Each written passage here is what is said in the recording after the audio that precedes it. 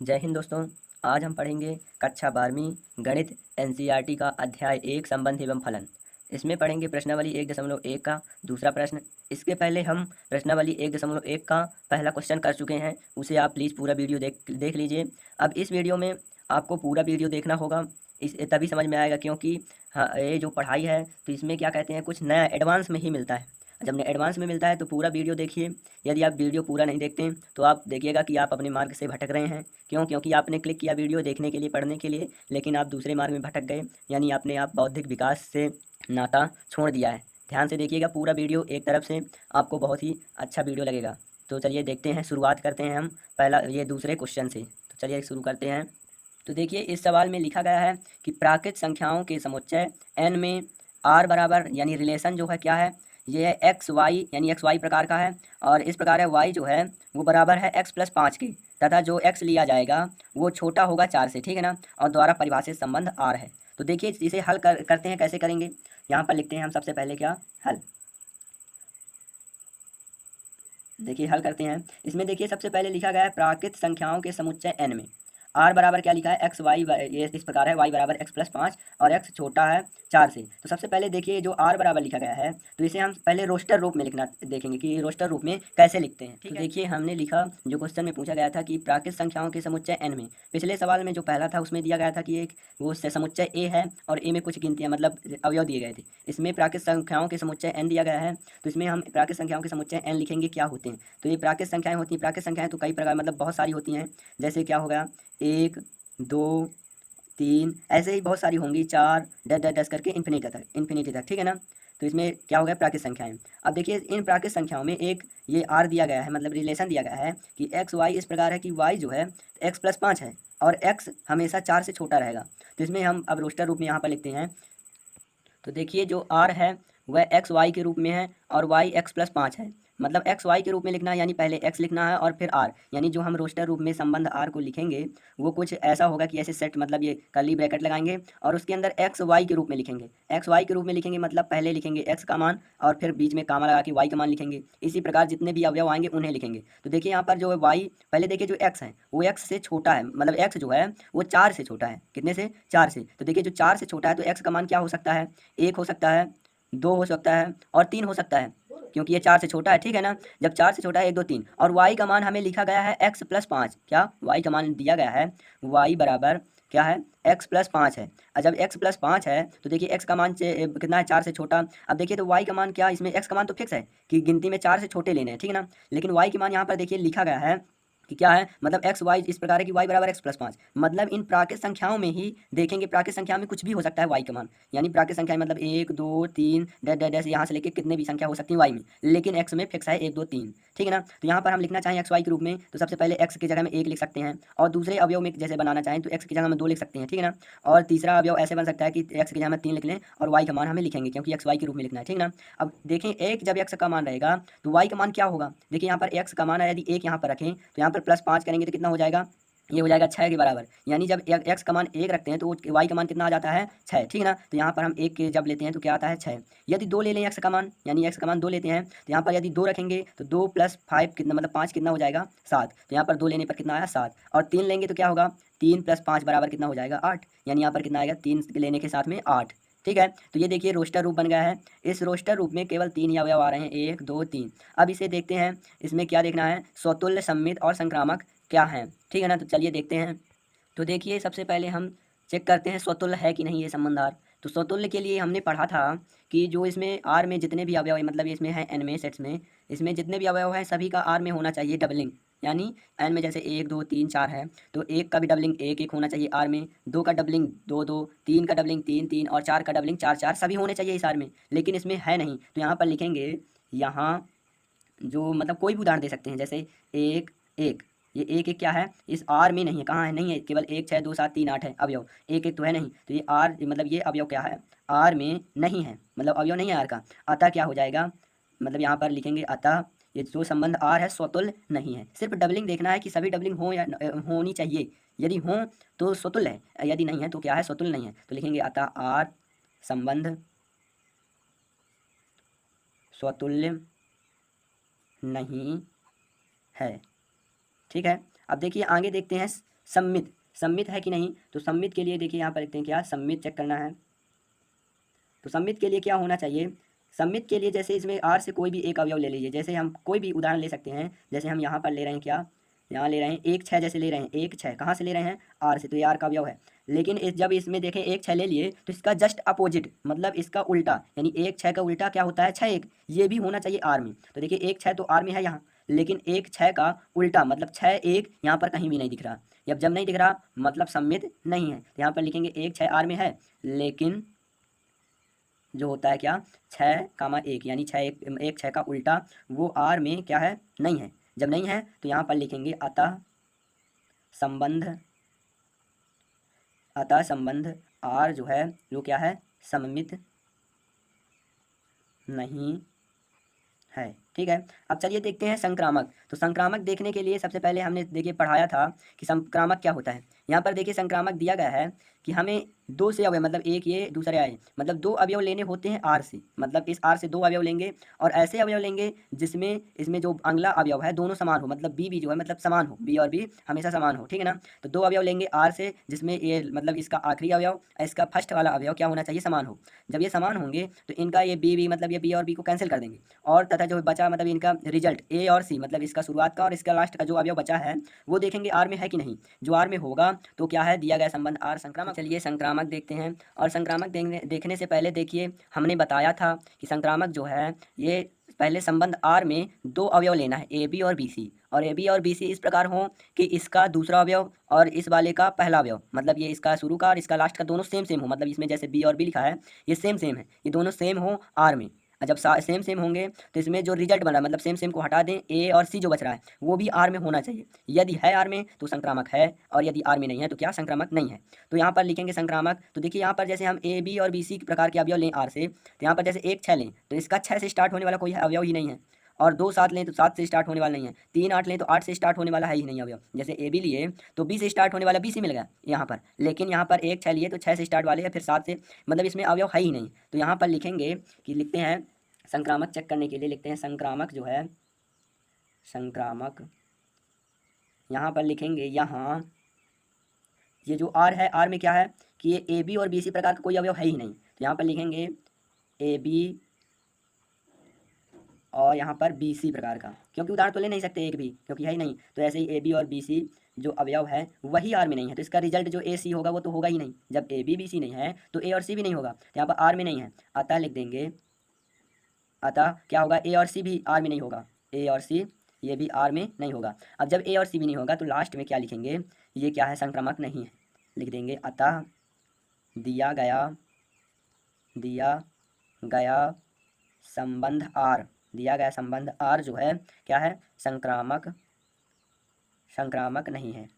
ठीक है, चलिए दूसरा क्वेश्चन देखते हैं, ध्यान से देखिएगा, बहुत आसान से बताएंगे। ठीक है, चलिए देखते हैं। नो बकवास, आते हैं प्रश्न क्रमांक 3 की बात पर। इसमें लिखा गया है समुच्चय ए बराबर 1 2 3 4 5 6 है, मतलब ए में इतने अवयव हैं, और एक संबंध आर दिया गया है जो एक्स वाई प्रकार का है। एक्स वाई प्रकार तो हर एक संबंध होते हैं, ठीक ना, इसी प्रकार ये भी है एक्स वाई प्रकार का, और वाई जो है वो भाज्य है एक्स से, क्या है, वाई भाज्य है एक्स से, द्वारा परिभाषित संबंध आर है। तो देखिए आगे लिखते हैं। तो देखिए हमने लिखा हल में कि समुच्चय ए जो दिया गया था 1 2 3 4 5 6 में जो आर संबंध क्या है, एक्स वाई इस प्रकार है कि वाई भाज्य है एक्स से। अब देखिए इसका रोस्टर रूप हम लिख सकते हैं या नहीं। तो देखिए रोस्टर रूप लिखने के लिए देखिए सबसे पहले इसमें लिखा गया है कि जो वाई है भाज्य है एक्स से। तो इसे कैसे समझें, देखिए यहाँ पर एक्स जो है 6 तक हो सकते हैं और वाई भी कितना हो सकता है, 6 तक। ठीक ना, समझ में आता होगा। एक्स भी यहाँ पर जब ए बार समुच्चय दिया गया ए 1 2 3 4 5 6, तो इसमें एक्स भी और वाई भी 6 तक हो सकते हैं। ठीक है, तो देखिए सबसे पहले देखते हैं कि ये भाज्य मतलब ये कैसे हो सकता है। सबसे पहले देखिए एक और एक ये अवयव होगा इसमें रोस्टर फॉर्म में कि नहीं, एक और एक होगा, क्यों होगा, क्योंकि वाई भाज्य है एक्स से, यानी ये एक्स होगा और ये वाई। तो इसमें एक्स जो है एक और वाई जो है एक, ये एक का एक से भाग चला जाता है, मतलब ये क्या होगा, एक जो है एक से भाग चला जाता है, मतलब क्या है, ये क्या है, ये इसमें रोस्टर फॉर्म में आएगा। अब दूसरा देखते हैं, यदि एक और दो, मतलब एक दो, तो एक का भाग दो में चला जाएगा, मतलब ये भी आएगा इस रोस्टर फॉर्म में। और एक तीन यदि देखें तो एक का भाग तीन में भी चलेगा आएगा, ये भी आएगा। और फिर यदि देखें एक और चार, तो एक चार भी चला जाएगा, एक और चार का भी भाग चला जाएगा, ठीक ना। और देखें यदि एक और पाँच, तो एक का भाग पाँच से चला जाएगा, यानी ये भी रोस्टर फॉर्म में आएगा। और एक छः भी आएगा। तो यहाँ पर देखिए, यहाँ पर लिखते हैं कौन कौन से अवयव आएंगे। तो सबसे पहले लिखते हैं आर बराबर रोस्टर फॉर्म में क्या होगा, इसमें एक एक अवयव होगा, एक दो अवयव होगा, एक तीन होगा, एक चार होगा, और एक 5 और क्या होंगे, एक 6। अब इसके बाद अब देखिए जो 2 1 इसके बाद मतलब एक 6 6 तक हो गया ना इसमें y।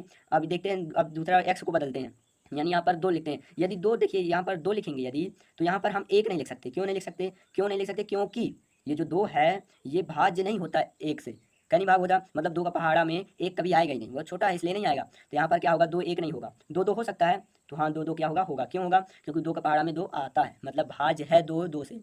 ठीक है। फिर यदि देखें 2 3, तो 2 3 भी नहीं होगा, क्योंकि 2 के पहाड़े में 3 नहीं आता। और 2 4 होगा, क्यों कि 2 के पहाड़े में 4 आता है, यानी 2 दूनी 4, यानी ये जो है भाज्य है 2, क्या है, भाज्य है 4 से। ठीक है ना। और देखें यदि 2 4 के बाद 2 5 नहीं होगा, 2 का पहाड़ा 5 में नहीं आता। ठीक है ना, 2 के पहाड़ा में 5 नहीं आता। और 2 6 होगा कि नहीं, 2 6 भी होगा। क्यों होगा कि 2 3 6 होता है, मतलब ये भाज्य चला जाता है। इसके बाद 3 में देखें यदि 3 1 होगा कि नहीं, नहीं होगा।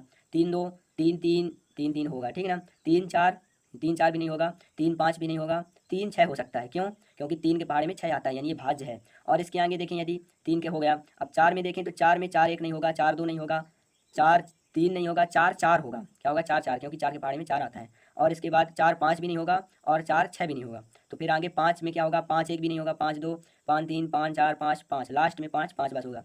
तो देखिए देखिए इतने ही अवयव केवल आर में आएंगे, इनके अलावा और अवयव कहीं नहीं आएंगे। जब नहीं आएंगे तो देखिए इतने अवयव में आप देखते हैं स्वतुल्य, सममित और संक्रामक। तो सबसे पहले यहाँ पर हेडिंग डालेंगे स्वतुल्य की। स्वतुल्य में क्या होगा? स्वतुल्य में हम देखेंगे कि यहाँ पर जो मतलब ए समुच्चय 1 2 3 4 5 6 दिया गया है, तो इसमें सभी अवयव मतलब 1 2 3 4 5 6 के सभी अवयव के यहाँ पर डबलिंग होना चाहिए। तो देखिए 1 का अवयव 1 1 है, 2 का यहाँ पर 2 2 है, 3 का डबलिंग 3 3, 4 का डबलिंग 4 4, 5 का डबलिंग 5 5, यहाँ पर थोड़ा 6 भी होगा, यानी 6 1 नहीं होगा, 6 6 होगा। ठीक है ना। और 6 का डबलिंग 6 6 भी है, यानी इसमें क्या सभी जो डबलिंग है इसमें संबंध आर में है। यहाँ पर लिखेंगे, यहाँ प्रत्येक डबलिंग मतलब प्रत्येक, यहाँ पर जैसे एक कोई भी एक उदाहरण ले सकते हैं या फिर ABCD में ले लें। तो यहाँ पर हम एक उदाहरण जैसे लिख लेते हैं 1 कामा 1, ये आर में है। और आप ले सकते हैं 2 2 भी लिख सकते हैं, 3 3 भी। ठीक ना। ये आर में है, जब आर में है आता मतलब डबलिंग आर में है। यहाँ पर प्रत्येक एक एक क्या है, आर में है। यहाँ पर ए भी लिख सकते हैं, तो यहाँ पर लिख लेंगे जब है तो यहाँ पर हो जाएगा अतः संबंध आर जो है, संबंध आर क्या होगा, स्वतुल्य है, स्वतुल्य है। ठीक है। इसके बाद देखिए स्वतुल्य के बाद सम्मित यदि देखें, सम्मित। सो सम्मित में क्या होता है, सम्मित में यहाँ पर जितने भी अवयव हैं सभी के उल्टा होना चाहिए, है ना, अपोजिट होना चाहिए। तो जैसे देखें 1 2 यहाँ पर एक अवयव है, तो इसका 1 2 का उल्टा 2 1 है क्या, कहीं नहीं है। हमेशा इसमें 1 2 का उल्टा 2 1 इसमें नहीं होगा। क्यों? क्योंकि जो संख्या 1 2 जो है, एक तो भाज्य हो जाएगी लेकिन उल्टा नहीं होता, बाकी डबलिंग में हो जाएगा बट इसमें नहीं होगा। ठीक ना। तो यहाँ पर लिखेंगे, यहाँ प्रत्येक जो ए बी प्रकार के अवयव हैं, या फिर उदाहरण ले सकते हैं, यहाँ ए बी ना लेके ये लिख सकते हैं जैसे 1 2, और उदाहरण भी ले सकते हैं 1 4 1 3 1 5 और 2 4 ऐसे लिख सकते हैं। ठीक ना। 1 2 जो है ये अवयव तो है आर का, आर में देखिए है 1 2, लेकिन इसका उल्टा नहीं है। क्या? लेकिन इसका उल्टा मतलब 2 1 को क्या है, आर में नहीं है। जब नहीं है तो मतलब नहीं है, यानी क्या लिख देंगे यहाँ पर, अतः संबंध आर, अतः संबंध आर क्या है, सममित नहीं है, सममित नहीं है। तो देखिए देखते हैं तीसरा क्वेश्चन। तो देखिए अब देखते हैं संक्रामक है कि नहीं। संक्रामक, संक्रामक के क्या लिया, संक्रामक के लिए क्या होना चाहिए। संक्रामक के लिए हमने पढ़ा है कि क्या होना चाहिए, जैसे यहाँ पर लिखा गया है संक्रामक ए बी और बी सी प्रकार के अवयव होने चाहिए आर में। इसमें से एक अवयव ऐसे ले लीजिए जैसे 1 2 है, अब 2 से ही स्टार्ट होने वाला कौन है, 2 2 2 4 2 3 बहुत सारे हैं, कोई भी ले सकते हैं। तो इसमें देखिए हम ले लें, यदि यहाँ पर लिख लें जैसे कौन सा ले लें, 1 2 जैसे ले रहे हैं, यहाँ आर से 1 2 लिए, 1 और 2 ये कहाँ है, आर में है। ठीक ना। और इसका अब एक नहीं और थोड़ा लिख लें, 1 2 क्या है, आर में है, और इसका 2 2 भी है, जैसे 2 4 ले लें, 2 4 मतलब 2 अवयव लिए, 1 2 2 4, ये दोनों किसमें है, आर में है। अब इसका रिजल्ट जो बनेगा मतलब 2 2 को हटा दें, बचा जो रिजल्ट 1 और 4, ये 1 और 4 देखते हैं है कि नहीं इसमें। तो 1 और 4 देखिए ये आर में है कि नहीं, तो आर में देखिए कहाँ 1 4 है क्या, हाँ है, यानी ये 1 4 क्या है, जब आर में है अतः ये क्या हो जाएगा, संबंध आर क्या है, संक्रामक है। अतः संबंध आर संक्रामक है। ठीक है। अब देखिए अगला क्वेश्चन। तो देखिए प्रश्न क्रमांक चौथा में लिखा गया है समस्त पूर्णांकों के समुच्चय जेड में, यहाँ पर जो जेड होता है वो क्या कहलाता है, पूर्णांक। और जेड में क्या है, आर जो संबंध है एक्स वाई प्रकार का है। एक्स वाई प्रकार का मतलब ये सो एक्स वाई जो है वो प्रत्येक क्वेश्चन में रहेगा एक्स वाई। क्यों? क्योंकि ये क्या है, क्रमित युग्म, क्रमित युग्म में हमेशा एक्स वाई प्रकार का ही होता है। लेकिन यहाँ पर दिया गया है कि एक्स जो एक्स माइनस वाई एक जो है पूर्णांक है, मतलब जो अभी एक्स वाई प्रकार के ले लेंगे, यानी जो एक्स वाई है, तो इन दोनों को घटाने पर क्या होगा, वो पूर्णांक आएगा। ठीक है ना। क्या आएगा, पूर्णांक। तो यहाँ पर देखिए सवाल तो देखिए हमने लिखा कि समस्त हल में समस्त पूर्णांकों का समुच्चय जो जेड है, जेड क्या कहलाता है? पूर्णांकों का समुच्चय, ठीक है ना। जेड क्या होते हैं? मतलब पूर्णांक जीरो होता है, सभी धनात्मक संख्याएं होती हैं और सभी ऋणात्मक संख्याएं होती हैं। और जो आर है, ये संबंध दिया गया था कि एक्स वाई प्रकार का है। देखिए एक्स संबंध जो है तो हमेशा एक्स वाई प्रकार का ही होगा सभी प्रश्न में, लेकिन यहाँ पर दिया गया है कि एक्स वाई प्रकार का तो होगा, लेकिन जो एक्स वाई है मतलब एक्स माइनस वाई, ये जो एक्स वाई है इन दोनों का मतलब अंतर यानी एक्स माइनस वाई का घटाव क्या होना चाहिए? एक पूर्णांक होना चाहिए। तो देखिए यानी जो पूर्णांक एक्स माइनस वाई यदि पूर्णांक होगा तभी ये क्या कहलाएगा? मतलब आर में आएगा, मतलब रोस्टर फॉर्म लिखेंगे तब आएगा। तो देखिए सबसे पहले देखें, यदि जैसे मान लीजिए एक दो, ये एक दो आर के अंदर आएगा कि नहीं, मतलब रोस्टर फॉर्म में आएगा कि नहीं। तो एक में दो को घटाइए, एक में दो घटाएंगे कितना आएगा? माइनस एक। ये माइनस एक हमेशा पूर्णांक होता है, ये पूर्णांक होता है मतलब क्या होगा? ये रोस्टर फॉर्म में आएगा, ठीक है ना। मतलब यहाँ पर आय संबंध आर में दिखाया जाएगा। और फिर इसके बाद देखिए यहाँ पर जैसे एक दो एक तीन आएगा कि नहीं? ये भी आएगा, क्यों आएगा? क्योंकि एक में तीन घटाएंगे माइनस दो, ये हमेशा क्या होगा? एक पूर्णांक ही कहलाएगा। तो याद रखिएगा कि किसी भी संख्या दो संख्याओं को मतलब दो संख्याएं पूर्णांक हो, दो संख्याएं पूर्णांक हो तो उनका अंदर हमेशा पूर्णांक ही आता है। यानी यहाँ पर कोई भी संख्याएं ले लेंगे, यदि जैसे एक एक भी लें तो इनमें एक एक भी घटाएंगे तो ये क्या होगा? जीरो ही आएगा, या जीरो ये पूर्णांक ही होता है। यानी प्रत्येक पूर्णांक, यानी ये कहा भी जाता है कि पूर्णांक को पूर्णांक से घटाने पर हमेशा उसका आंसर क्या आता है? पूर्णांक ही आता है, ठीक है ना। तो देखिए अब आगे देखते हैं यहाँ पर कि ये यहाँ पर आप रोस्टर फॉर्म में तो लिख नहीं सकते, तो इसे आप सीधे लिखेंगे स्वतुल्य सममित संक्रामक है कि नहीं। तो सबसे पहले यहाँ पर लिखते हैं क्या? स्वतुल्य। स्वतुल्य, स्वतुल्य के लिए क्या होना चाहिए? यहाँ पर स्वतुल्य के लिए हमें पता होना चाहिए कि इसका प्रत्येक डबलिंग, मतलब डबलिंग हमेशा आना चाहिए किसमें? आर में। अब आर में डबलिंग आएगी कि नहीं? जैसे मतलब एक एक आएगा कि नहीं, दो दो आएगा कि नहीं, तीन तीन आएगा कि नहीं। तो देखिए ये एक एक दो दो तीन तीन कब आएगा? जब इन दोनों को घटाने पर हमेशा पूर्णांक संख्या ही आए। यानी एक में एक घटाएं तो क्या आएगा? जीरो। दो में दो घटाएंगे जीरो, मतलब कभी भी डबलिंग का घटाएंगे तो हमेशा जीरो ही आएगा, और जीरो एक पूर्णांक है, यानी प्रत्येक डबलिंग इस आर में आ जाएगी। तो यहाँ पर हम लिखेंगे, क्या लिखेंगे? कि यहाँ प्रत्येक प्रत्येक, अब देखिए उदाहरण बहुत सारे हैं, एक एक दो एक मतलब एक एक दो दो तीन तीन चार चार, बहुत सारे उदाहरण हैं। तो केवल हम इसमें ए बी सी डी मतलब संकेत रूप में लिख लें कि ए, क्योंकि बहुत सारे तो लिख नहीं सकते तो केवल एक भी लिख दें। ए जो है ये किसमें? आर में आ रहा है, मतलब प्रत्येक, यहाँ प्रत्येक डबलिंग जो है आर में आएगा। यानी अतः क्या होगा? ये संबंध आर जो है स्वतुल्य है, अतः संबंध संबंध आर क्या है? स्वतुल्य है। अब देखिए स्वतुल्य के बाद यदि हम सममित देखें, सममित, तो सममित के लिए क्या होता है? हम आगे पीछे पढ़ चुके हैं कि सममित में हमेशा क्या होना चाहिए कि इसका अगर यदि हम जैसे कोई अवयव एक दो ले लें तो इसका उल्टा भी आना चाहिए, मतलब आर में। अब देखिए एक दो जैसे हम अवयव लिखे, मतलब एक में दो घटाएंगे तो माइनस एक आएगा, वो पूर्णांक होगा, आर में होगा।